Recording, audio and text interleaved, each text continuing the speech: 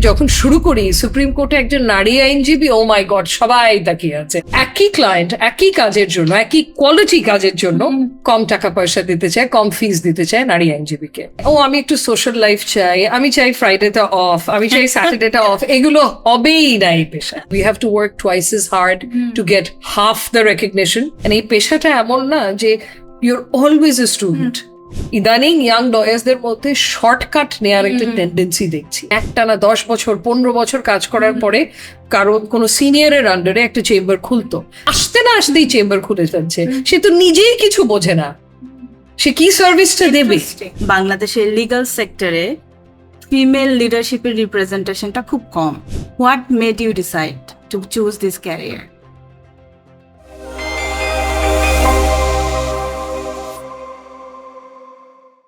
Welcome to She Leads, this is your host Ishrat Karim. আজকের আমাদের guest খুবই স্পেশাল একজন, renowned barrister of Bangladesh, Rashna Imam. Rashna ইমাম আপা, কেমন আছেন? ধন্যবাদ ঈশ্বর, আমি ভালো আছি। তুমি ভালো আছো? Alhamdulillah, and we are very honored to have you here. I'm honored to be here. Thank you, Appa. So, Appa, you come from a very well-known legal family. Legal family background হওয়ার কারণে কি আপনার ল পড়ার ইন্টারেস্টটা grow করেছে? কোথা থেকে এই আগ্রহটা আসলো? কারণ আমরা সবাই জানি বাংলাদেশের লিগাল সেক্টরে ফিমেল লিডারশিপের রিপ্রেজেন্টেশনটা খুব কম। What made you decide to choose this career? প্রথমেই তুমি যেটা বললে, বাবা আমার আইনজীবী, উনি সুপ্রিম কোর্টের one of the senior most lawyers right now.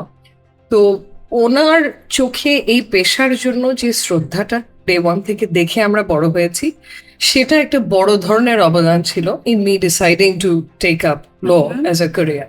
তো ডেফিনেটলি ওটা একটা বড় ধরনের কারণ। এছাড়া মানে অ্যাজ লয়ার্স বা এই পেশায় যে টুলস অফ আর ট্রেড, যেরকম যারা কথা বলতে পছন্দ করে, পাবলিক স্পিকিং পছন্দ করে, যুক্তি তর্ক দিয়ে কথা বলতে পছন্দ করে, তাদের জন্য তো এই পেশাটা তো আইডিয়ালি সুটেড। সো এই দিকে আমার ঝোঁক প্রথম থেকেই ছিল। স্কুলে ডিবেটিং, ইউনিভার্সিটি কলেজে মুটিং টুটিং করতাম, পছন্দ করতাম কথা বলতে, যুক্তি তর্ক দিয়ে কথা বলতে। অনেক ইন্টেলেকচুয়াল হেভি ওয়ার্ক একটা লিগ্যাল ওয়ার্ক। ওটা আরেকটা অ্যাসপেক্ট, যে মানে ইন্টেলেকচুয়ালি স্টিমুলেটিং একটা ফিল্ড চাচ্ছিলাম। তার সাথে চাচ্ছিলাম এমন কিছু যেখান থেকে হয় না একটা সোশ্যাল ইম্প্যাক্ট রাখারও বা ইম্প্যাক্টফুল কাজ করারও সুযোগ থাকবে। সো এগুলো মিলিয়েই সিদ্ধান্তটা নেয়া যে না, আমি ডেফিনেটলি এই আইন পেশাটাকে বেছে নেব। That's wonderful. So you are a pride to us. You have studied to work from Oxford to Baker to McKinsey. আপনি দেশের বাহিরে থেকেছেন অনেক বছর। সো যারা দেশের বাহিরে যায় একটু ইউজ টু হয়ে যায় with that comfort and lifestyle, but you choose to come back to Bangladesh. আপনাকে মানে কোন ডিসিশন, মানে কিভাবে এই ডিসিশনটা নিতে হেল্প করলো, যে what made you to decide that you come back to Bangladesh এবং এরকম একটা টাফ সেক্টরে আপনি আপনার ক্যারিয়ার করবেন এবং লিডারশিপ পজিশনে যাবেন? প্রথমত যে কখনোই কিন্তু আমার ঠিক ছিল না যে আমি বাইরে থেকে বাইরে কাজ করবো। So I always wanted to come back. So বাইরে যখন পড়াশোনা শেষ হলো এবং পড়াশোনা শেষ হওয়ার পরে আমি ওখানে বেকার ম্যাকেনজিতে কর্পোরেট অ্যাসোসিয়েট হিসেবে জয়েন করলাম, তখনও আমি জানি যে এখানে হয়তো কয়েক বছর থেকে কিছু অভিজ্ঞতা অর্জন করে তারপরে আমি ফেরত আসবো। অ্যান্ড সো এই সিদ্ধান্তটা আগে থেকেই নেওয়া ছিল যে এটা একটা টেম্পোরারি ব্যাপার, অভিজ্ঞতা অর্জন করার ব্যাপার। To more make yourself more updated with your definitely যে এক্সপেরিয়েন্সটা গেইন করা। আর সো ওটা প্রথম থেকেই ছিল। দ্বিতীয়ত আমার আরেকটা বড় কারণ হচ্ছে গিয়ে ইম্প্যাক্টফুল কাজ করার সুযোগ এসে বাংলাদেশে যত আছে তত কিন্তু ওখানে নেই। আমার মনে হয়েছে যে আমার যতটুকু মেধা আছে, যতটুকু স্কিল আমি অ্যাকোয়ার করেছি, সেটা একটু দেশের কাজে লাগাই। দেশে এসে অনেক কিছু করার স্কোপ আছে। মানে আমি আইন পেশার সাথে সাথেও তো অনেক ধরনের কাজে ইনভলভড হতে পারবো এবং তার মাধ্যমে ইম্প্যাক্টফুল কাজ করতে পারবো। সো এগুলো, তাছাড়া আই গেস কিছু দূরে ট্রান্স ইন মাই ব্লাড, কারণ আমার বাবাও কিন্তু ইংল্যান্ডে প্রায় 13 বছর ছিলেন। ওখানে স্টাবলিশড প্র্যাকটিস সব ছেড়ে উনি ফেরত চলে এসেছিলেন দেশে, একেবারে সবকিছু গুটিয়ে বাড়ি টাড়ি বিক্রি করে চলে এসেছিলেন। He had the same mindset যে আমি যা করার দেশে গিয়ে করব। তো কিছু দূর হলেও তো ওটা আমার মাথায়, হ্যাঁ, it was at the back of my mind. Of course Definitely. আপু, এবং এটা আমাদের জন্য ভালো হয়েছে যে now we are having you wonderful leader in our legal sector. Thank you. So আপু, আপনি you are not only in legal sector but also আপনি অনেক বোর্ড রুমস কেও রিপ্রেজেন্ট করেন। আপনি যেমন Asian University of Women, plus হচ্ছে power সেক্টরেও কিছু কিছু জায়গায় আপনি বোর্ডে আছেন, বোর্ড অফ ট্রাস্টিজে আছেন। আপনি এখানে রিপ্রেজেন্টেশনটা করে বা বোর্ডে as a one of the member হিসাবে what changes you are bringing, what are the things you are focusing on? ধন্যবাদ, এটা একটা রেলেভেন্ট কোয়েশ্চেন। কিন্তু কারণ যে আমাদের বাংলাদেশে বোর্ড রুমসেও কিন্তু এখনো নারী প্রতিনিধিত্ব একেবারে রাইট, রিপ্রেজেন্টেশন রেশিওটা খুব very low, representation of women এখনো। সো ওদিকে প্রথমত তো আমি চেষ্টা করি টু বি এন এক্সাম্পল, মানে I strive two set a good example, যাতে করে আমার প্রথম যে টার্গেটটা থাকে যে কোনো কোম্পানির বোর্ডে যখন আমাকে অ্যাপয়েন্ট করা হয় ইন্ডিপেন্ডেন্ট ডিরেক্টর হিসেবে, যে আমি নিজেকে ইউজফুল কিভাবে করতে পারবো, এটা হচ্ছে প্রথম টার্গেট। তারপরে ইন্ডিপেন্ডেন্ট ডিরেক্টর হিসেবে কিন্তু বেশ কিছু দায়িত্ব আমার উপর বর্তায়, সেটা হচ্ছে কর্পোরেট গভর্নেন্সের দিকটাতে তাকানো, কমপ্লায়েন্সের দিকটাতে তাকানো, ম্যানেজমেন্টকে অনেক সময় ডিফিকাল্ট প্রশ্ন করতে হয়, রাইট, যে এগুলো হচ্ছে কি ঠিক মতো, হয়নি কেন, যাতে করে হয় সে ধরনের গাইডেন্স দিতে হয়। তো এগুলো করার চেষ্টা করি। আর যেহেতু আমি একজন আইনজীবী এবং আমার মনে হয় যে আইনজীবী হিসেবে any lawyer can play a very important role in any board room. Devil's advocate হতে পারে, হ্যাঁ, ওটা তো আছেই। তাছাড়া আমাদের তো একটা মানে ধরো একটা কোম্পানি একটা রেগুলেটরি ফ্রেমওয়ার্কে যে কাজ করছে বা লিগ্যাল ফ্রেমওয়ার্কে, সেটা সম্পর্কে তো লয়ার্সদের ধারণাটা নর্মালি আরো বেশি থাকে। সো তখন it's very useful to have a lawyer in the board, because সে তখন পয়েন্ট আউট করবে যে আপনি কি কমপ্লায়েন্ট, আপনি যে আইনগুলো মেনে, যে রেগুলেশন মেনে কাজ করার কথাগুলো কি মেনে চলছে। তারপরে ইন্ডিপেন্ডেন্ট ডিরেক্টর হিসেবে আমার উপর আরেকটা দায়িত্ব বর্তায় যে শেয়ার হোল্ডার্স বা স্টেক হোল্ডার্স যারা আছে তাদের বেস্ট ইন্টারেস্টে কাজ কোম্পানি কি পরিচালনা করা হচ্ছে কিনা। কোম্পানি কিন্তু ম্যানেজমেন্ট বা বোর্ডের বেস্ট ইন্টারেস্টে কাজ করার কথা না, শেয়ার হোল্ডার্স এর বেস্ট ইন্টারেস্টে কাজ করার কথা।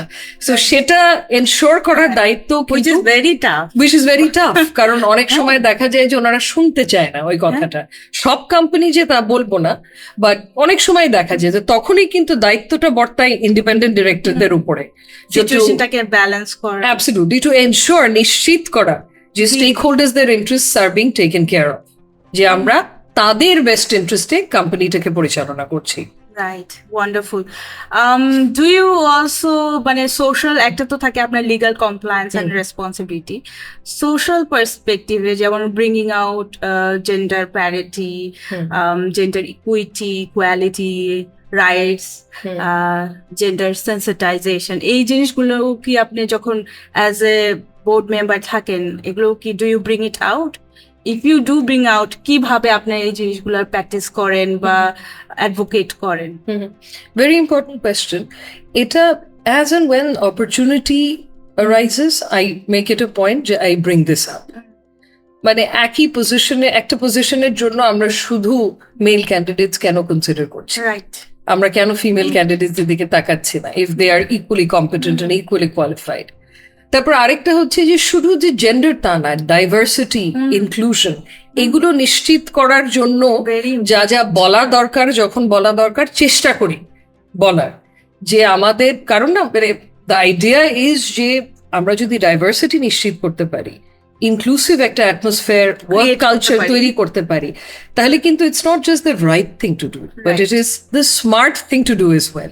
পুরো অর্গানাইজেশনটা বেনিফিটেড হবে, বেটার ফাংশন, অ্যাবসলিউটলি। কারণ ডাইভার্স পার্সপেক্টিভস যখন আসবে, আমরা কিন্তু অনেক দৃষ্টিকোণ থেকে তখন আমাদের নিজেদেরকে দেখব, রিভিউ করব আমাদের কার্যক্রম, সো ওভারঅল অর্গানাইজেশনটা বেনিফিটেড হবে। অ্যাবসলিউটলি। এই পিচটা আমার মনে হয় করাটা খুব দরকার অর্গানাইজেশনকে, যে এটা আপনারা করছেন না বিকজ এটা morally right, ethically right, or it's fair, but এটা আপনারা নিজেদের সেলফ ইন্টারেস্টে করা উচিত। সেটাই, এবং you will benefit from it. Global ট্রেন্ডের সাথে, হ্যাঁ। and এটা তো একটা কারণ আছে, globally it has become a trend for a reason. Absolutely. So it's the smart thing to do, এটাই বোঝানোটা আমাদের দরকার board রুমসেও। Very wonderful. So you are not only a very successful professional, but also a wonderful mother, and you're a lovely wife. We get to see things. How do you manage all these things? কারণ আপনি তো একজন entrepreneur তো. You have your own agency and own farm you are managing. How do you balance the things out? Balancing is extremely difficult. আর work life balance কথাটা শুনলেই না আমার একটু রাগ ওঠে। আমার রাগ ওঠার কারণটা হচ্ছে যে I think it's over rated. Balance করা ডেইলি বেসিসে সম্ভব হয় না। ওভারঅল যাতে একটা সাম সর্ট অফ ব্যালেন্স থাকে আমরা চেষ্টা করি, but still it's a daily কি বলবো ট্রেড অফ, যে আজকে আমি কাজে বেশি ফোকাস করছি, আমি ঘর সংসার বাচ্চাদের দিকে তাকাতে পারছি না, প্রায়োরিটিটা ঠিক করা। আগামীকাল হয়তো আমার কাজে একটু ওয়ার্কলোড কম, তখন আমি ঘর সংসার বাচ্চাদের দিকে তাকাবো। সো তাহলে দ্য অটোমেটিক কোয়েশ্চেন অ্যারাইজেস, আমি যখন ঘর সংসার বাচ্চাদের দিকে অতটা সময় দিতে পারছি না, তাকাতে পারছি না, কারো তো দিতে হবে। সেটা তো অবশ্যই। This is wire life partner comes in. Absolutely. মানে I think it's very important যে women who want to have a career, who are ambitious, তাদের to have the right life partner is one of the most important decisions in their lives. এমন একটা partner দরকার যে শুধু ও আচ্ছা আমার wife is a career women বলেই থেমে যাবে না, যে তার কাজে এটা রিফ্লেক্ট করবে অ্যাকশন ওয়াইজ। কারণ অনেকেই কিন্তু বলে এখন, I'm sure you have come across these men as well, they just pay lip service to this. Oh, I support women working, my wife has a career, I have no problems with that. কিন্তু এতটুকু বলেই থেমে যায়। সেটাই। এটার অর্থ কি? এটার অর্থ যে 50% household responsibility, family responsibility, child raising responsibility তার নিতে হবে, ফাইন্যান্সিয়াল রেসপন্সিবিলিটি সবই কিন্তু তার নিতে হবে অর্থিক। সেটাই। কারণ এক্সপেকটেশনটা যদি হয় যে I will be a super woman, যে আমি বাইরে গিয়েও কাজ করবো, I have a successful career, আমি বাসায়ও সেরকম গৃহিণী হয়ে যাব, সেরকম ওয়াইফ আমি হব, একদম আদর্শ মা আমি হয়ে যাব, শ্বশুর বাড়িকেও ম্যানেজ করবো, বাবার বাড়িকেও ম্যানেজ করবো, সোশ্যাল লাইফও থাকবে, দেখতেও সুন্দর হতে হবে, একদম মেন্টাল এন্ড ফিজিক্যাল হেলথও আমার ঠিক থাকতে হবে। এটা তো সম্ভব না। এটা তো বইয়ে মানায়, মানে রিয়েলিটিতে তো সম্ভব না। মানে এই যে the myth of a super woman, যেটা নিয়ে আমরা আলাপ করছিলাম কিছুক্ষণ আগেও, যে এটা তো মানে I think this does a lot of disservice to women. মানে ওভার গ্লোরিফাই করা, ওভার রেট করে ফেলা। আর সুপার ওম্যান সম্ভব না তো। How many men do you know যারা ইউ ক্যান সে এরা তো একেবারে সুপারম্যান, সবকিছু করে বেড়াচ্ছে? Probably next to none. নেই, এটা সম্ভবই না যে আমি সবকিছু পারফেক্টলি করতে পারবো। সেটাই। আর এটাতে না প্রবলেমটা হয়, I have said this in a lot of platforms, যে এটা পারপেচুয়েটস পেট্রিয়ার্কি, এই পুরুষতান্ত্রিক যে সমাজটাকে এটাকে আরো বাড়ায়। কারণ আমাদের উপরে আনরিয়েলিস্টিক এক্সপেকটেশনস, আনরিয়েলিস্টিক স্ট্যান্ডার্ডস, যে আমি সবকিছু করতে পারবো, I can have it all, I can do it all, কেউ করতে পারবে না, এটা সম্ভব। সেটা, এটা তো একটা বার্ডেন, আনওয়ান্টেড বার্ডেন, এটা তো একটা বাধা হয়ে দাঁড়ায়।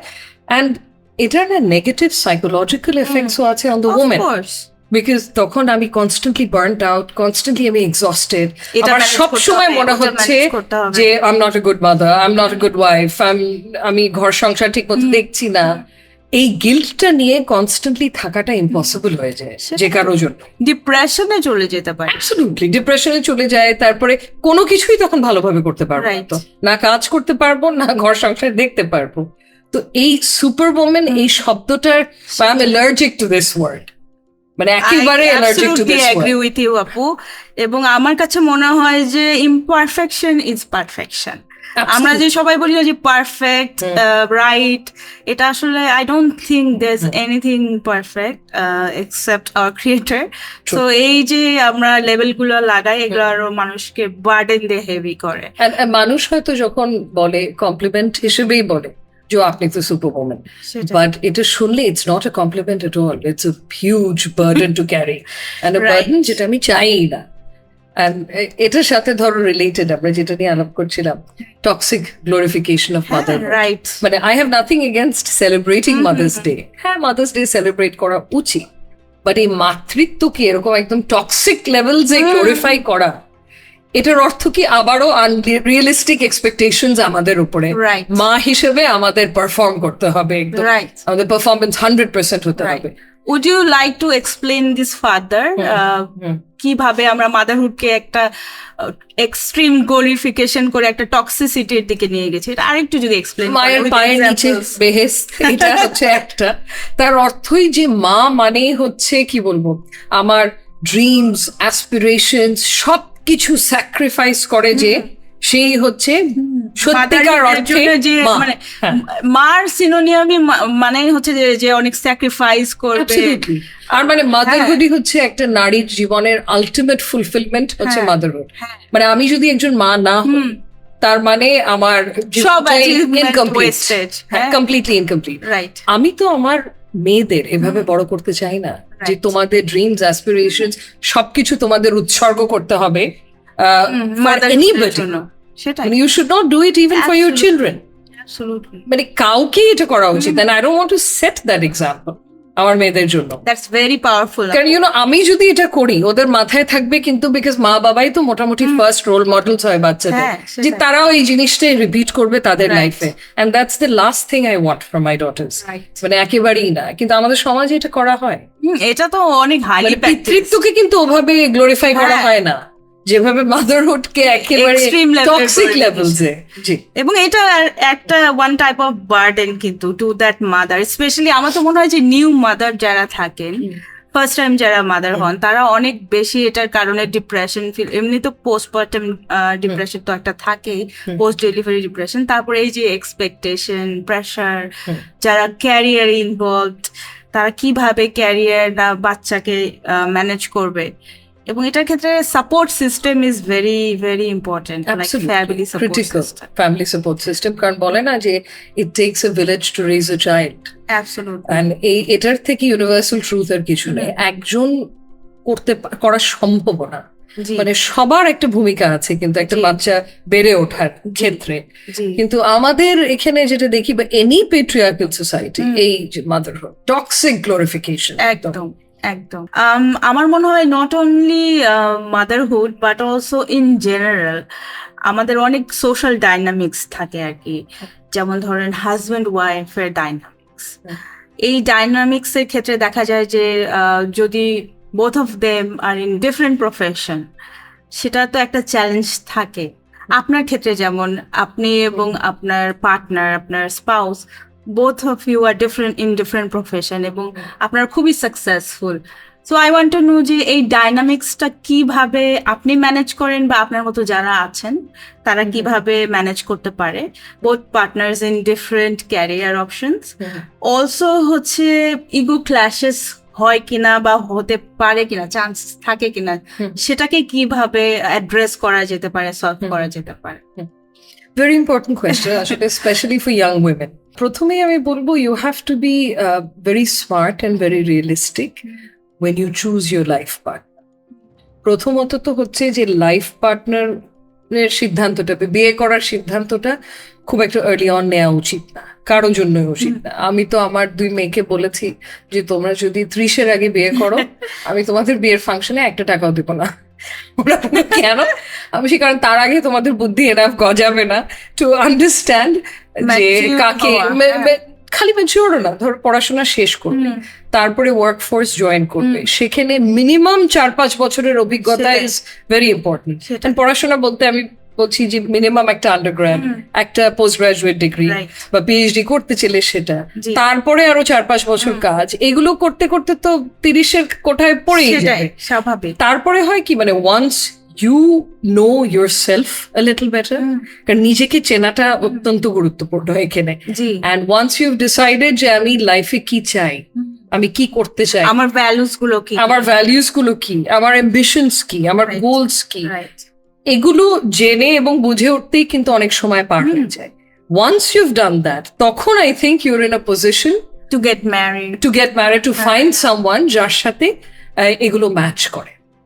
কারণ যখন আই এম ক্লুলেস যে আমি কি চাই আমার জীবন থেকে, হাউ উইল আই নো যে যাকে আমি এখন বিয়ে করছি 5 বছর পরে we won't grow in different direction. ওই রিস্কটা তো এমনিতেও থাকে, মানে ইউ ক্যান ফাইন্ড সামওয়ান যার সাথে সবকিছু কম্প্যাটেবল, কিন্তু eventually over time you grow in different directions, right? But chances অনেক কমে যায় যদি একটা ম্যাচিওর স্টেজে এসে when you know what you want হ্যাঁ কথাবার্তা বলে about the major issues in life, তারপরে বিয়ের সিদ্ধান্তটা নেয়া। তো এটা হচ্ছে প্রথম my advice to young women, যে be very careful at the age you marry. হ্যাঁ কোন মানে কোন কোন এজ বয়সে। এবং কাকে। আরেকটা হচ্ছে গিয়ে তারপরে once you do get married, যে সেকেন্ড প্রবলেমটা ইউ আইডেন্টিফাইড, যে দুজনেরই যদি ক্যারিয়ার থাকে খুব ডিমান্ডিং ক্যারিয়ার, আর ইগো ক্ল্যাশেস হওয়ার চান্সেস, তারপরে কে সংসারে কতটুকু সময় দেবে এটা নিয়েও একটা Contribute ঝামেলা, করবে সংসারে। হ্যাঁ, কারণ দুজনেই ব্যস্ত। হ্যাঁ, সেটাই। সো এইসব না বেশিরভাগ ক্ষেত্রে কয়েকটা জিনিস খুব important, to be respectful of one another. আমি যদি আমার স্পাউসকে বা হাজবেন্ডকে সত্যিকার অর্থে রেসপেক্ট করি, I will respect everything about him, মানে সেই রেসপেক্টে যদি সে আমাকেও করে, তাহলে অটোমেটিকলি কিন্তু অনেক সমস্যার সমাধান হয়ে যায়। আরেকটা হচ্ছে কমিউনিকেশন, সাংঘাতিক Right. ইম্পর্টেন্ট। অনেক। কারণ ফর এক্সাম্পল আমি I am an extrovert by nature, জি। whereas আমার স্পাউস কিন্তু ইভেন দো উনি politician but he is an introvert by nature, ও কিন্তু সহজে ও ভেতরে কি ফিল করছে এটা নিয়ে কথা বলার ব্যাপারে অত কমফোর্টেবল না। আচ্ছা। So, এই জায়গায় কিন্তু ব্যালেন্স করা। আমাদের অনেক কাজ করতে হয়েছে, কারণ আমি সব সমস্যা সমাধান করতে চাই কথাবার্তার মাধ্যমে, whereas উনি সহজেই ওনার ফিলিংস নিয়ে কথাবার্তা বলতে এক্সপ্রেস করতে চান না। চায় না বললে ভুল হবে, স্বভাবটাই এরকম যে করেন। তো এটার উপরে কিন্তু আমাদের সম্পর্কের প্রথম বেশ কয়েক বছর কাজ করতে হয়েছে। We had to work on that aspect of একটা দ্য রাইট জায়গায় পৌঁছাতে হয়েছে। এক্স্যাক্টলি, যে যেখানে কমিউনিকেশনটা কনস্ট্যান্ট থাকে, ডেইলি বেসিসে থাকে, এবং সহজেই যাতে একে অপরের সাথে inner feelings, inner fears, inner insecurities share করতে পারি। Right. তো আমরা মানে অলমোস্ট কি বলবো ইনস্টিটিউশনালাইজড হয়ে গেছে যে ডেইলি খুব ব্যস্ত থাকলে 10-15 মিনিট অ্যাটলিস্ট সকালে এবং রাত্রে যখন বাসায় ফেরত আসি 10-15 মিনিট বসে একটা ডিব্রিফিং হয়, বাহ। যে আচ্ছা আজকে কি হলো, যাতে ওভারঅল না একটা ধারণা থাকে যে ওনার লাইফে কি হচ্ছে, ওনার একটা ধারণা থাকবে আমার লাইফে কি হচ্ছে। স্ট্রেসফুল দিন গেছে কিনা। হ্যাঁ, and যদি হয়ে থাকে we regularly discuss work as well, কারণ এখানে I value his advice, he values my legal advice, যেটা উনি ফ্রি নেয়, আমাকে একটু এক্সপ্লয়েট করে, বাট মানে আই থিঙ্ক এই communication and mutual respect is far more important than any grand romantic gesture for a healthy relationship. That's very important. So when you speak about respect, couple respecting each other, আপনার কাছে what is respect to you? What is the ideal scenario of respecting each other?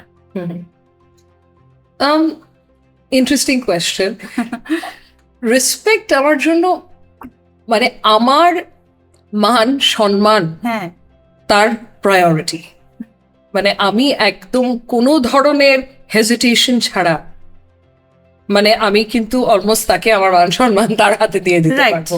মানে I think that's very important, ওই আস্থার জায়গাটা একটা কাপলের মধ্যে থাকা, যে আচ্ছা প্রত্যেকটা সিচুয়েশনে সিম্পল ছোটখাটো, যে তার এক্সটেন্ডেড আত্মীয় স্বজন যখন কোনো দাওয়াত টাওয়াত করে, সে সবসময় কিন্তু বলে যে আচ্ছা ভাবির সাথে কথা বলে নিও, তার Putting you behind, অ্যাবসলিউটলি, মানে in মানে front of সবসময় it, যে হ্যাঁ। ওর আচ্ছা এই সময় আসতে পারবে কিনা আমি তো জানি না, ওনার বিজি স্কেডিউল, ওনার সাথে কথা বলে নিন। আমি ছোট ছোট এক্সাম্পল দিচ্ছি, এগুলোও কিন্তু ম্যাটার করে। Of course. কারণ অনেকেই হচ্ছে না আমি বলেছি তো বলেছি, আমার স্ত্রীর আবার এই ব্যাপারে কি কোনো কি বক্তব্য কথা বলা থাকতে পারে কিনা, সেটাই। So, এরকম ছোট ছোট জেস্টার্স খুব সেটাই। ম্যাটার করে। তারপরে ধরো স্ট্যান্ডিং আপ ফর মি, কোন সিচুয়েশনে যে কেউ কোনো যদি আমার situation-এ। এগেইনস্টে কোনো কথা বলছে, সেটাই। Standing up for me, that matters to me. Being there for you. Being there for me সব ধরনের সিচুয়েশনে, অ্যান্ড তারপরে সবার সামনেও কিভাবে আমার সাথে কথাবার্তা বলছে, আচরণটা কি, সেটাও তো ম্যাটার করে। অনেক সময় আমি দেখি আমাদের সমাজে অনেক পুরুষ বিশেষ করে রিয়েলাইজও করে না যে তারা ডিসরেসপেক্টফুলি তাদের Publicly treat করছে। পাবলিকলি খুব ডিসরেসপেক্টফুল হচ্ছে। হ্যাঁ। সবসময় যে ডিসরেসপেক্টফুল খুব অবভিয়াস হতে হবে তা না, সেটাই। সাটল ভাবেও কিন্তু ডিসরেসপেক্ট Disrespect করা যায়। মানে একটা কিন্তু অফেন্সিভ জোক করে অনেক Absolutely. এটা খুব ভালো একটা এক্সাম্পল দেখালে কিন্তু তুমি ঈশ্বর। সেটাই। এটা আমি অনেক সময় দেখেছি যে ছোট করে স্ত্রীকে নিয়ে ঠাট্টা মশকরা করা, যেটা অফেন্সিভ, হ্যাঁ, কিন্তু জিজ্ঞেস করলে বলবে যে না আমি তো আই ওয়াজ অনলি জোকিং। হ্যাঁ, এটা তো জোকিং না। অনেককে দেখেছি স্ত্রীর আইকিউ নিয়ে কথা বলছে হ্যাঁ। ফ্রেন্ডসদের সাথে তুচ্ছতাচ্ছিল্য করে, তো এই জিনিসগুলো কিন্তু শোজ যে তুমি কতদূর রেসপেক্ট করো সেটাই তোমার স্ত্রীকে। সেটাই সো এগুলো important to Right, and I হ্যাঁ। think এটা manifestation of your Absolutely. respect for your Absolutely. spouse, and respect is far more important than romantic love. আপনি যদি আপনার স্পাউসকে রেসপেক্ট না করেন তাহলে তো আপনার ফ্যামিলি এক্সটেন্ডেড ফ্যামিলিও করবে না তো। করবে না। কারণ তার চোখেই তো আমাকে দেখবে। সেটাই সো ওটা এস্টাবলিশ করার জন্য তো it's important, and it has to be both ways. কারণ এরকম ইটস নট যে আমরা নারীরাও একেবারে দুধে ধোয়া তুলসী পাতা। অনেক সময় আমি দেখি the women is disrespectful to the man in the relationship, publicly মানে প্রাইভেটলি পাবলিকলি, দুটোই তো ইম্পর্টেন্ট, তাই না? রাইট, আর এটা বিশেষ করে না বাচ্চাদের জন্য খুব ইম্পর্টেন্ট। সেও শিখবে, তারা তো দেখে শিখবে। সেখানে আমার যদি কোনো ছেলে হতো, আমার দুটো মেয়ে ছেলে হলে তারা তাদের মাথায় তখন ঢুকে যাবে যে একটা নারীকে এভাবে সম্মান করতে হয় ডে ওয়ান থেকে।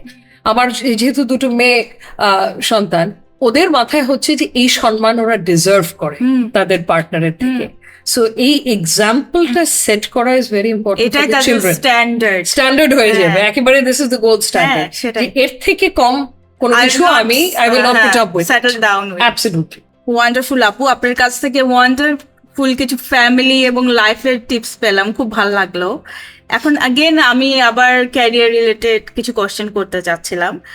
আমার মাথায় খুব ঘুরঘুর করছিল সেটা হচ্ছে যে বাংলাদেশে ওয়ার্ক প্লেসে মেয়েরা কিন্তু খুব সেফটি সিকিউরিটি নিয়ে কনসার্ন থাকে। ওয়ার্ক প্লেসে তারা আনসেফ ফিল করে বা বিভিন্ন সিচুয়েশনের শিকার হয় যেটা তারা জানে না যে কোথায় যাবে, তার রাইটসটা কি। এটা নিয়ে যদি আপনি একটু বলতেন যে ওয়ার্ক প্লেসে women safety security and their rights, এবং এটাকে সে কিভাবে এক্সারসাইজ করতে পারে, please. Very important question Ishrat. প্রথমেই বলবো 2009 সালে আমাদের মহামান্য হাইকোর্ট বিভাগ থেকে একটা বেশ যুগান্তিকারী রায় হয়েছিল।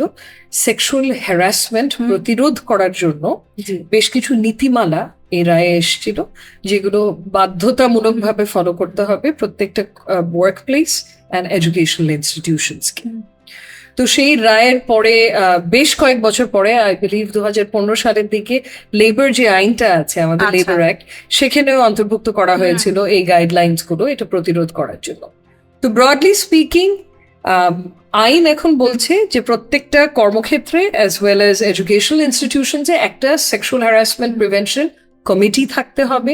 কমিটির কম্পোজিশনের ব্যাপার আইনে বলে দেওয়া হয়েছে যে এখানে ইন্টারনাল লোকজন তো থাকবেই, বাট বাইরে থেকেও মেম্বার্স রাখতে হবে, এক্সটার্নাল।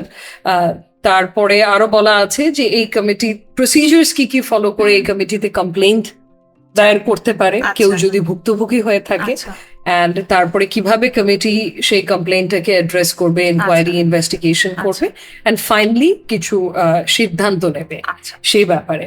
তো আনফর্চুনেটলি এখনো আমি বলবো মেজরিটি কোম্পানির ক্ষেত্রে বা মেজরিটি ওয়ার্ক প্লেসেস এর ক্ষেত্রে এটা কিন্তু ইমপ্লিমেন্ট করা হয় না।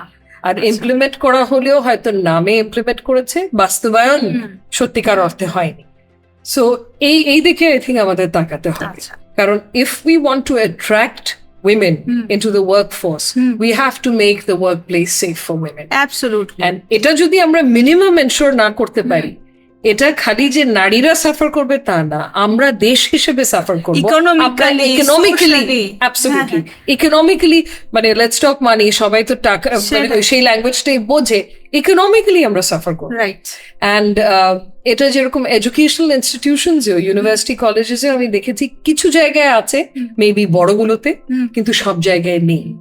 অ্যান্ড এদিকে তাকানোটা এক্সট্রিমলি গুরুত্বপূর্ণ, কারণ তারপরে ধরো sexual harassment related awareness raising campaigns করা বা ওয়ার্কশপস অর্গানাইজ করা, সেমিনার অর্গানাইজ করা একটা অর্গানাইজেশনের ভিতরে অত্যন্ত গুরুত্বপূর্ণ। কারণ ধরো এখনো কিন্তু প্রিডমিনেন্ট ধারণাটা হচ্ছে আনওয়ান্টেড ফিজিক্যাল টাচ হচ্ছে সেক্সুয়াল হ্যারাসমেন্ট, এর বাইরে আর কিছু সেক্সুয়াল হ্যারাসমেন্ট না। কিন্তু ভার্বাল জিনিস বলাও তো একটা sort of harassment completely. And মানে এই রায় না একটা মানে অনেক লম্বা চড়া ডেফিনিশন দেওয়া হয়েছে, set of behaviours or gestures or messages that can be sexual harassment. So মানে sexual harassment এর সংজ্ঞাটাও কিন্তু এখন অনেক wide. মানে we are in the 21st century. এখন ওই মান্ধাতার আমলের যে সংজ্ঞাটা ছিল যে unwanted physical touch, sexual harassment is no longer limited to that. এটা আবার কিন্তু অনেকেই বোঝে না। So অনেকে আছে যে ক্রিমিনাল না, সে অ্যাকচুয়ালি সেক্সুয়াল হ্যারাসমেন্ট করতে চাচ্ছে না, কিন্তু সে বুঝতেও পারছে না যে তার কন্ডাক্ট, তার behaviour falls within sexual harassment এখন। সো তাকে বোঝানোর দায়িত্বটা তো অর্গানাইজেশন। সো এর জন্য ট্রেনিং দরকার, ওয়ার্কশপ, সেমিনার দরকার টু ডিসকাস দিস।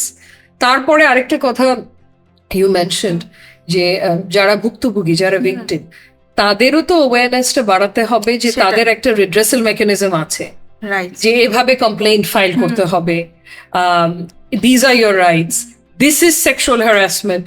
কারণ অনেক মেয়ে ভাবে একটা ইনঅ্যাপ্রোপ্রিয়েট মেসেজ করেছে, এইটা কি সেক্সুয়াল হ্যারাসমেন্ট, বা অফিসের কাজের বাইরে কল দিয়েছে, কাজের বাইরে কল দিয়েছে, exactly unnecessary statement on their dress up, on their, which is very common, মানে হেলথ ভিজিবিলিটি। দেখা যায় যে বলবে যে আপনি এত খাচ্ছেন কেন, আপনার তো মোটা লাগছে আজকে, বা আপনি একটা কিছু বলে দিল, ইনঅ্যাপ্রোপ্রিয়েট কিছু বলে দিল। অ্যাবসলিউটলি। তো এগুলোর ব্যাপারে অ্যাওয়ারনেস রেজিং কিছু প্রোগ্রামস প্রত্যেকটা জায়গায় থাকাটা গুরুত্বপূর্ণ। আপু, you are such an inspiration, specially আইন পেশায় যখন নারী নেতৃত্বের কথা বলা হয়, আপনাকে আমরা সবাই অনার করি, রেসপেক্ট করি, আপনাকে আমরা পিকচার করি। তো একজন ইয়াং উইমেন যে আপনার মতো একজন লিডারশিপ পজিশনে যেতে চায় আইন পেশায়, সেক্ষেত্রে আপনার তাদেরকে কি সাজেশন দিব? যদি কেউ আপনার দ্বারা ইন্সপায়ার্ড হয়ে, আজকে তো অনেক অডিয়েন্স আমাদেরকে দেখছেন বা শুনছেন, আপনার দ্বারা ইন্সপায়ার্ড হয়ে যারা রাসনা ইমাম হতে চান, এবং তাদের কি ফলো করা উচিত, কি ক্যারিয়ার চয়েসেস মেক করা উচিত, কি কি চ্যালেঞ্জেসের ব্যাপারে সাবধান থাকা উচিত? ধন্যবাদ ঈশ্বর। Very humbled that you think absolutely you are. I'm an inspiration. Very humbled indeed. But challenges অনেকগুলো আছে, and I think any woman who wants a career in law should be aware of these challenges. কারণ if I am aware, then I can plan আগে থেকে যে আমি কিভাবে challenges গুলো overcome করবো। And if I am aware, তখন আমি disappointed, disheartened বা discouraged হয়ে যাবো না। নাহলে হবে কি, আমি যদি একটা ওই রোজ টিন্টেড গ্লাস পরে ক্যারিয়ারে ঢুকি থিঙ্কিং, কারণ আমি একটু ভুল ধারণা সবার মধ্যে দেখি যে আইন পেশাটা অত্যন্ত গ্ল্যামারাস। এটা এনিথিং বাট গ্ল্যামারাস, একেবারেই গ্ল্যামারাস না, let's put it that way. যদি দেখে গ্ল্যামারাস মনে হয়, তাহলে যাদেরকে দেখে গ্ল্যামারাস মনে হচ্ছে তার পেছনে 20 বছর, 30 বছর, 40 বছরের হার্ড ওয়ার্ক, পরিশ্রম গেছে, এবং একটা পর্যায়ে আসার পরে হয়তো মিডিয়ায় দেখে মনে হচ্ছে যে it's very glamorous, like a celebrity or something. একেবারেই রিয়েল লাইফে ইটস নট গ্ল্যামারাস। সো এই ধারণাটা যদি থাকে, এই ভুল ধারণাটা কাটিয়ে ওঠা হচ্ছে ফার্স্ট হার্ডলটা পার করা। তারপরে ব্যারিয়ার্স বলতে অনেকগুলো। আমি অনেস্টলি আমি এটাকে গ্লস ওভার করবো না, আমি বলবো না যে ব্যারিয়ার নেই, প্রচুর ব্যারিয়ার আছে, বিশেষ করে একজন নারী আইনজীবীর জন্য। প্রথম ব্যারিয়ারটা হচ্ছে যে সে যদি কোর্ট গোয়িং প্র্যাকটিস করতে চায়, কোর্ট গোয়িং আইনজীবী হতে চায়, তাহলে আমাদের কোর্টের যে ইনফ্রাস্ট্রাকচার সেগুলো কিন্তু খুব একটা নারী বান্ধব না, একেবারেই উইমেন ফ্রেন্ডলি না। এখন তাও অনেক বেটার আগের থেকে, কিন্তু তাও it has a long way to go. কিভাবে, মানে বেসিক ফেসিলিটিস যেরকম টয়লেট, এটা নিয়ে আমি অনেক জায়গায় কথা বলেছি। টয়লেটের কথা হয়তো সবাই বলতে চায় না, it doesn't sound very glamorous, কিন্তু এটা হচ্ছে আমাদের রিয়ালিটি। পর্যাপ্ত সংখ্যক টয়লেটস নেই ইভেন সুপ্রিম কোর্টে। তো অনেক সময় মানে এক বিল্ডিং থেকে হেঁটে দূরে আরেক বিল্ডিং এ যেতে হয় জাস্ট ওয়াশরুম ইউজ করার জন্য। আমি যখন শুরু করি প্র্যাকটিস প্রায় 20 বছর আগে, তখন অনেক নারী আইনজীবী আছে যারা বাসায় চলে যেত ওয়াশরুম ইউজ করার জন্য, তাদের বাসা হয়তো অনেক দূরে, আর যারা হয়তো ওয়াশরুম ইউজই করতো না 4টা পর্যন্ত সকাল থেকে। তো এটা তো একটা হেলথ হ্যাজার্ড, এন্ড এভাবে তো কন্টিনিউ করা যায় না। তারপরে for young mother's who want to return to work, breastfeeding corners until very recently ছিল না। এটাও একজন নারী আইনজীবী একটা জনস্বার্থমূলক মামলা করে ব্রেস্টফিডিং কর্নার এস্টাবলিশ করলো সুপ্রিম কোর্টে, অন্যান্য কোর্টেও হয়েছে বা হচ্ছে এখন। সো ইয়াং মাদার্স যদি কাজে ফেরত আসতে চায়, অনেকেই হয়তো একটা day care centre, breast feeding corner সেটাই। যদি থাকে, তাহলে কিন্তু খুব কত দ্রুত সহজ হয়ে যায়। কাজে ফেরত আসতে পারবে। সো এগুলো, এই বেসিক ফেসিলিটিস কিন্তু ছিল না। And তারপরে আমরা সেক্সুয়াল হ্যারাসমেন্টের কথাটা বলছিলাম, সেটাও তো আছে এক্সট্রিমলি প্রেভেলেন্ট সুপ্রিম কোর্টে। এটা নিয়ে অনেককে কথা বলতেই চায় না, এবং অনেক আনফর্চুনেটলি আমি নারী আইনজীবী দেখেছি যারা বলেছে অনেক পাবলিক প্ল্যাটফর্মে যে এ ধরনের কোনো জিনিসই হয় না, অ্যাজ ইফ আমাদের সুপ্রিম কোর্ট হচ্ছে একেবারে টেম্পল বা মস্ক যেখানে হতেই পারে না। সব জায়গায় প্রেভেলেন্ট। Right. সো এই Would you like to talk a little bit more about this aspect? What sort of harassment হয়ে থাকে আর কি সুপ্রিম কোর্টের? অনেক সিরিয়াস হ্যারাসমেন্টের অ্যালিগেশনস আমি শুনতে পেরেছি, জি, যে অনেক সময় আমাদের তো এখানে বসকে সিনিয়র বলি, যে সিনিয়ররা জুনিয়রদের সেক্সুয়ালি হ্যারাস করেছে, এরকম আচ্ছা। অভিযোগ অনেক উঠেছে। আচ্ছা। কিন্তু যেটা হয়, বিকজ অফ ইনইকুয়াল পাওয়ার ডাইনামিক্সটা তো ইকুয়াল জি। না এখানে, তো এগুলো ধামাচাপা পড়ে যায়। জি, তারপরে এছাড়া লেস সিরিয়াস সেক্সুয়াল হ্যারাসমেন্ট যেগুলো ধরেন আমার সাথে হয়েছে, যে একদম প্রথম জীবনে, এখন তো মোটামুটি সবাই ভয় পায়, So এখন তো করবে না, বাট প্রথম জীবনে আমি একটা কোর্ট থেকে আরেকটা কোর্টে যাচ্ছি, দেখি একটা লোক, একটা অ্যাডভোকেট ফলো করেই যাচ্ছে, যেই কোর্টেই আমি যাই দেখি আমার কয়েক স্টেপ পেছনে। তো এগুলো তো বিরক্তিকর, Stalking, হ্যাঁ। অ্যাবসলিউট স্টকিং, এগুলো তো বিরক্তিকর, হ্যাঁ। Right? And specially for a young women who has just started, এটা শুধু ঘাবড়িয়ে যেতে পারে, সেটাই। রাইট? সো এই ধরনের ছোটখাটো জিনিস তাকিয়ে থাকা তো আমি বাদই দিলাম, এগুলো তো গায়ের চামড়া এত মোটা হয়ে গেছে এখন, সেটাই। এগুলো গায়ে লাগে না। সেটাই। বাট মানে অনেস্টলি, মানে যখন শুরু করি সুপ্রিম কোর্টে একজন নারী আইনজীবী, ও মাই গড, সবাই তাকিয়ে আছে, তারপর মানে মনে হচ্ছে একটা সার্কাস ফ্রি। মাশাআল্লাহ। সো তো এগুলো একটু গায়ের চামড়া হ্যাঁ, মোটা করতে হবে। ব্যারিয়ার্স তো এগুলো আছে। তারপরে পারসেপশন, ক্লায়েন্ট, আমরা তো প্রাইভেট প্র্যাকটিস করি, প্রাইভেট প্র্যাকটিস মানে আমাদের ধীরে ধীরে ক্লায়েন্ট বিল্ড করতে জি। হয়, মানে ক্লায়েন্ট বেস। তো ক্লায়েন্টসদের একটা ধারণাই হচ্ছে নারী আইনজীবী অত এগ্রেসিভ হবে না, গলার জোর বেশি হবে না, সো কোর্ট কাচারির ব্যাপার, আমরা we'd rather go for a male lawyer, because ছেলেরা বাই দ্য ওয়ারি নেচার, পুরুষরা একটু এগ্রেসিভ হয়, চেঁচামেচি করতে পারবে, গলাবাজি করতে পারবে। তো এখানে না টাইম এন্ড এগেন কাজ করে করে দেখাতে হবে যে না, দরকার পড়লে, প্রয়োজন হলে গলাবাজি করতে পারবে, প্রয়োজন হলে এগ্রেসিভ হতে পারবে, চেঁচামেচি করতে পারবে, বাট অলসো যে সবসময় তো চেঁচামেচি is not the best strategy, স্ট্র্যাটেজিকও তো হতে হবে, রাইট? অনেক কোর্ট হয়তো পছন্দ করে, আমি ফোর্সফুলি আর্গিউ করব, অনেক কোর্ট পছন্দ করে খুব সফট স্পোকেন আইনজীবীদের, কিন্তু ইন্টেলেকচুয়ালি যারা অনেক but intellectually they're making good points, good arguments. তো এটা তো depends on the court, depends on কি পরিস্থিতি আমি হ্যান্ডেল করার চেষ্টা করছি। Right. তো এগুলো টাইম এন্ড এগেন নিজেকে প্রমাণ করতে হবে। একটা কথা আছে না খুব ফেমাস, যে we have to work twice as hard to get half the recognition. এইটাই, Absolutely. মানে ডাবল খাটনি, ট্রিপল খাটনি, হয়তো তারপরে আমি আমার অর্ধেক মেল কন্টেম্পোরারির অর্ধেক রেকগনিশন পাবো। এটা একটা। তারপরে আরেকটা সমস্যা হচ্ছে ইনকাম ইনইকুয়ালিটি, যে একই ক্লায়েন্ট একই কাজের জন্য, একই কোয়ালিটি কাজের জন্য কম টাকা পয়সা দিতে চায়, কম ফিস দিতে চায় নারী আইনজীবীকে। দিস ইজ সো ডিসরেসপেক্টফুল, তাই না? দ্যাটস হাউ এবং আইন পেশায় এটা চিন্তাও করা যায় ভেরি না। ডিসরেসপেক্টফুল, স্পেশালি হ্যাঁ। প্রথম দিকে। মানে ভাবেও আছে, মানে you are not the breadwinner, আপনি তো শখে কাজ করেন। হ্যাঁ, আচ্ছা, ভাই এটার তো অর্থ আমি হ্যাঁ, বুঝলাম না, সেটাই। শখে কাজ করা মানে কি? So, শখে কাজ করেন, আপনার তো দরকার নেই, একটু কমে করে দেন আমাদেরটা, কিন্তু এই নেগোসিয়েশনটাই সে একটা পুরুষ আইনজীবীর সাথে করবে না। সেটাই। সো এগুলো না টাইম এন্ড এগেন নেগোশিয়েট করতে হবে, মানে একটা কুইক মার্কেট রিসার্চ করে যে আচ্ছা স্ট্যান্ডার্ড রেটটা কি এখন চাচ্ছে এই কোয়ালিটি কাজের জন্য, ওটা নেগোশিয়েট করে you have to ensure that, কারণ ইটস ডিসরেসপেক্টফুল। এখন আমি খুব ইন্টারেস্টিং একটা কোশ্চেন করতে চাচ্ছিলাম, সেটা হচ্ছে ইয়াং লয়ার্স, মেল এবং ফিমেল বোথ, যারা আপনাকে দেখছেন, তাদের জন্য আপনার কি ক্যারিয়ার সাজেশন, যারা লিডারশিপ পজিশনে যেতে চান, নিজের ক্যারিয়ারকে অ্যাডভান্স করতে চান বাংলাদেশের কনটেক্সটে? Very important question. আমার প্রথম অ্যাডভাইস হচ্ছে দের আর নো শর্টকাটস ইন লাইফ। বিশেষ করে আইন পেশায় যারা ঢুকতে চান, দের ইজ নো শর্টকাট। পরিশ্রমের কোনো বিকল্প নেই, you have to work very hard. কোনো ওয়ার্ক লাইফ ব্যালেন্স থাকবে না প্রথম 10 বছর, মিনিমাম বলছি আমি, প্রথম 10 বছর কোনো ওয়ার্ক লাইফ ব্যালেন্স থাকবে না। দিন রাত এক করে কাজ করে যেতে হবে, দিন রাত এক করে পড়াশোনা করতে হবে।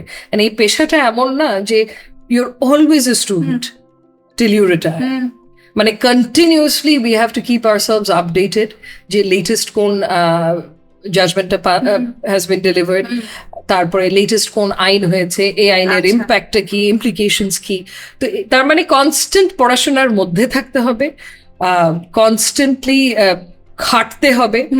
মানে আমি একটু সোশ্যাল লাইফ চাই, আমি চাই ফ্রাইডেটা অফ, আমি চাই স্যাটারডেটা অফ, এগুলো হবেই না এই পেশা। আচ্ছা, মানে বহু ফ্রাইডে মানে I have put in work and I still do. And বিশেষ করে যদি যারা মানে পেশার বাইরেও জনস্বার্থমূলক কাজে ইনভলভড হতে চায়, জনস্বার্থ সোশ্যালি ইম্প্যাক্টফুল কাজে কর্মে ইনভলভড হতে চায়, তাদের জন্য তো সময়টাই হচ্ছে ফ্রাইডে। সেটাই। সো অনেক বছর যেরকম একটানা এবং এখনো করে যাচ্ছি যে সারা সপ্তাহ যদি আইন পেশার মানে কেসেস নিয়ে কাজ করছি, বাট ফ্রাইডে এবং লিটল বিট অফ স্যাটারডে আমি এই প্রবনো কাজগুলো করছি, যে সোশ্যালি ইম্প্যাক্টফুল কাজ, লিগ্যাল অ্যাডভাইসেস দেয়া। হ্যাঁ মানে যেগুলো জনস্বার্থমূলক মামলা টামলার গুলোর মধ্যে যে কাজগুলো দরকার হয় সেগুলো করছি। সো দিন রাত এক করে কাজ করতে হবে। এই গ্ল্যামারটা দেখে ভাবলে হবে না যে এটা সহজে এক বছরের মাথায় চলে আসবে। এক্স্যাক্টলি, দেখা যাবে টিভিতে, দেখা exactly, there's nothing glamorous about the legal profession. What I want to make it very That's clear very যে you have to work very hard. And এটা নারী আইনজীবীদেরও বোঝা উচিত যে so far as your boss is concerned, আজকে আমার অমুক family obligation আছে, কালকে আমার অমুক ফ্যামিলি অব্লিগেশন আছে, এটা না মানে এই এটা ম্যানেজ করতে হবে, এটা ম্যানেজ করতে হবে, নাহলে ইনএভিটেবলি ক্যারিয়ারে তারা পিছনে থেকে যাবে। রাইট। কারণ অনেকেই হয়তো অ্যাডভান্টেজ নেওয়ার চেষ্টা করে, এরকমও আছে অনেকের জেনুইন সমস্যা, আর অনেকে অ্যাডভান্টেজ নেওয়ার চেষ্টা করে, ফিমেল কার্ডটা একটু টু অফেন প্লে করার চেষ্টা করে। সো দ্যাট ইজ মানে sure short recipe for disaster career wise, because it creates a very bad impression on your boss, যে তার মানে কি I cannot rely on you, আমি তোমাকে একটা কাজ দিলাম, তুমি টাইমলি ডেলিভার করতে পারবে না, তুমি 1000টা এক্সকিউজ দেবে এসে, I cannot rely on you, so next আমি ওই কাজটা তোমাকে দেবো না, আমি অন্য কাউকে দেবো। সো এগুলো নারী আইনজীবীদের মাথায় রাখতে হবে, অবভিয়াসলি পুরুষ আইনজীবীদেরও মাথায় রাখতে হবে, সবারই, মানে জেন্ডার নির্বিশেষে সবারই এটা মাথায়। কারণ এইসব এই প্রফেশনে আমি এই ট্রেন্ডটা দেখছি যে ইদানিং অনেককে এসেই নিজের চেম্বার খুলে দিচ্ছে, এটা কিন্তু আনহার্ড অফ ছিল। মানে ইভেন আমরা যখন জয়েন করি, মানে একটানা 10 বছর 15 বছর কাজ করার পরে কারণ কোনো সিনিয়রের আন্ডারে একটা চেম্বার খুলতো, এখন আসতে না আসতেই চেম্বার খুলে ফেলছে। সে তো নিজেই কিছু বোঝে না, সে কি সার্ভিসটা দেবে, নিজে কিচ্ছু বোঝে না, কি সার্ভিসটা দেবে। অফকোর্স এটা বুঝতেও এক্সপেরিয়েন্স লাগে, অনেক এক্সপেরিয়েন্স লাগে, শিখতে হবে তো, and একজন সিনিয়রের থেকেই শিখতে হবে। সেটাই। So my first advice would be no shortcuts in this profession. You have to work very hard. You have to burn the midnight oil day after day after day, year after year. In fact, কোনো balance থাকবে না work life. So এগুলো ভেবে চিন্তেই এই লাইনে ঢোকাটা উচিত। Gen Z লয়ার্সদেরকে কি এখন আপনি ডিল করেন? এবং জেনারেশন যে গ্যাপটা আছে, different generation, baby boomers, millennial, Gen Z, এই টাইপের ডিফারেন্ট জেনারেশনের লয়ারদের কি ডিফারেন্ট ক্যারেক্টারিস্টিক্স আপনি এক্সপিরিয়েন্স করেছেন কিনা? আমার জাস্ট একটু আগ্রহ হলো জানার জন্য। যেহেতু আমি the managing partner of my farm, আমার অ্যাসোসিয়েটস যারা আছে তারা নর্মালি ইয়াং লয়ার্সদের সাথে ডিল করে, তাদেরকে সুপারভাইজ করে। সো সবসময় যে বেশিরভাগ সময় আমার সাথে ডিরেক্ট কন্ট্যাক্টটা ওভাবে হয় না। So I don't think I'm best placed to sort of comment on their characteristics, but একটা কথা বলবো, ওই একই কথা, মানে ইদানিং ইয়াং লয়ার্সদের মধ্যে শর্টকাট নেওয়ার একটা টেন্ডেন্সি দেখছি এই প্রফেশনে, বিশেষ করে যদি লিটিগেশনে যায়, যে কোর্ট গোয়িং লয়ার হয়, কোর্ট কাছারির ব্যাপারে শর্টকাট সম্ভবই না। You have to learn the hard way and you have to put in the hard work. Interesting. So আপু, we are at the very end of our episode. আমি শেষ করার আগে সবাইকেই এই কোশ্চেনটা করি, এবং এখানে খুব চমৎকার কিছু উত্তর উঠে এসেছে, এটা সবার জন্য শিক্ষণীয়। I would like to ask you the question as well. So young Rashna Imam, who is like 16-17-year-old, full of dreams, আপনি তাকে, ইয়াং রাশনাকে আপনি কি অ্যাডভাইস বা সাজেশন দিতেন টুডে, আজকের দিনে? Actually, I have a lot to learn from young Rashna Imam. Let's start there. কারণ আমি বলছি যে আমার বয়স যখন কম ছিল 16-17 বা যখন ইউনিভার্সিটি শুরু করি 18-19 এর দিকে আই থিঙ্ক আমার সাহস অনেক বেশি ছিল, আমার কনফিডেন্স লেভেল অনেক বেশি ছিল। যত সময় পার হয়েছে সাহসটা একটু কমেছে, হয়তো বুদ্ধি বেড়েছে, অভিজ্ঞতা বেড়েছে, অনেক ব্যাপারে অ্যাওয়ারনেস বেড়েছে, বাট আই থিঙ্ক ওই সাহসটা যতদিন পর্যন্ত আমরা ধরে রাখতে পারবো আমাদের ততই সবভাবে আমাদের কি বলবো progress হবে লাইফে in every sense of the word. Right. So I'm very envious of that young Rashna Imam because that young Rashna Imam was very bold. That's কারণ wonderful. but I still remember যখন university শুরু করি home sickness বলে আমার কিছুই ছিল না, কিছু না। আমার বাবা মা মানে they were very upset যে মেয়ে আছে চলে যাচ্ছে বাইরে ইউনিভার্সিটি করার জন্য।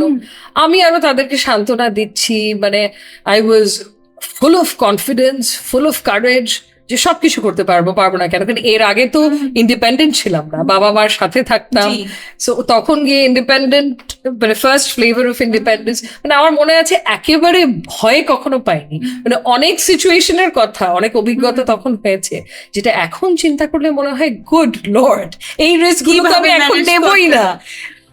এইটাই মানে আই উইশ যে ওইটা আমি ধরে রাখতে পারতাম, ওই লেভেল অফ কনফিডেন্সটা। এটা একটা।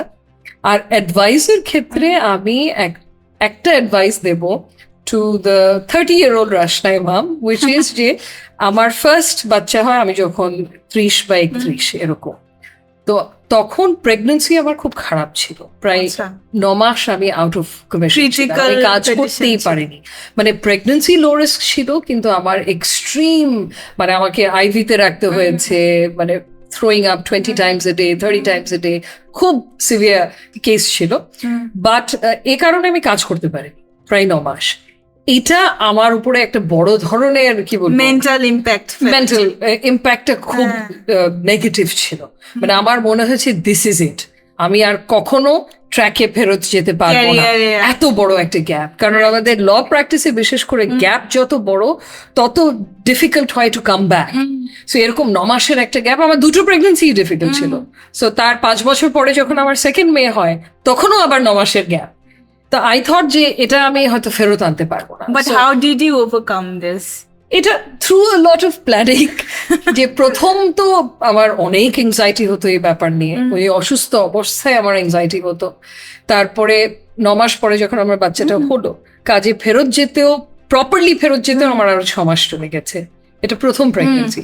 আর ততদিনে তো আমার সব কন্টেম্পোরারিজ যারা ফিমেল যাদের ধরো কমপ্লিকেটেড প্রেগনেন্সি ছিল না, তারা কাজ করে গেছে থ্রু আউট।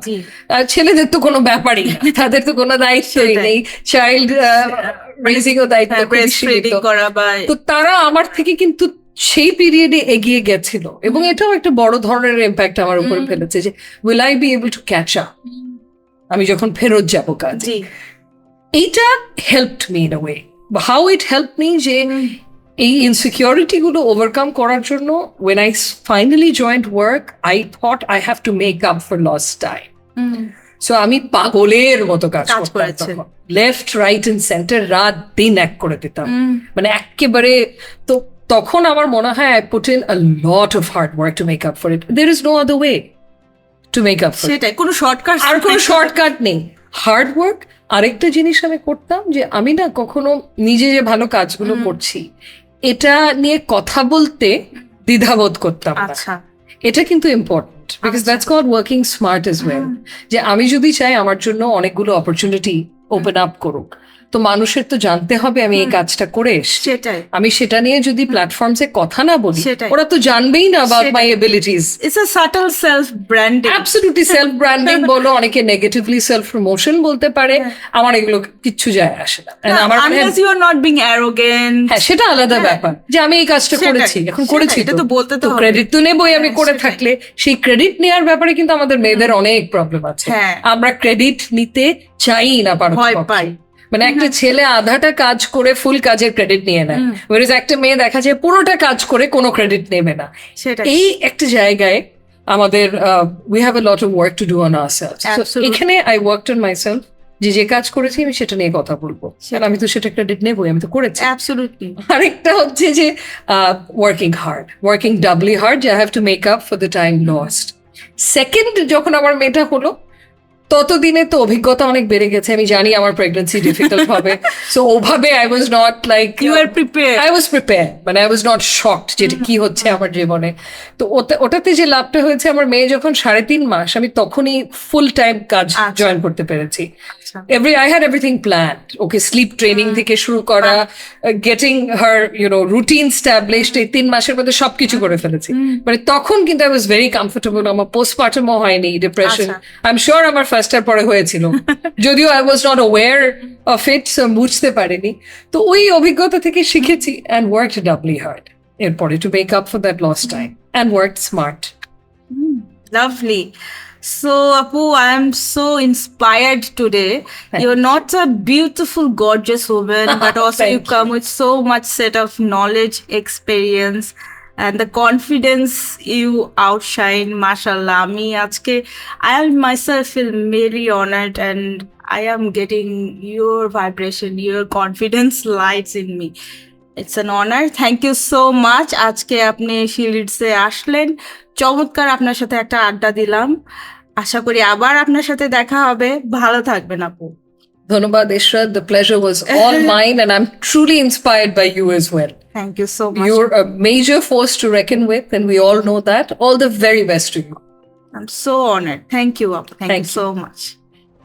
আজকে এ পর্যন্তই। আশা করি আপনাদের ভালো লেগেছে শিলিজের আজকের এপিসোডটি।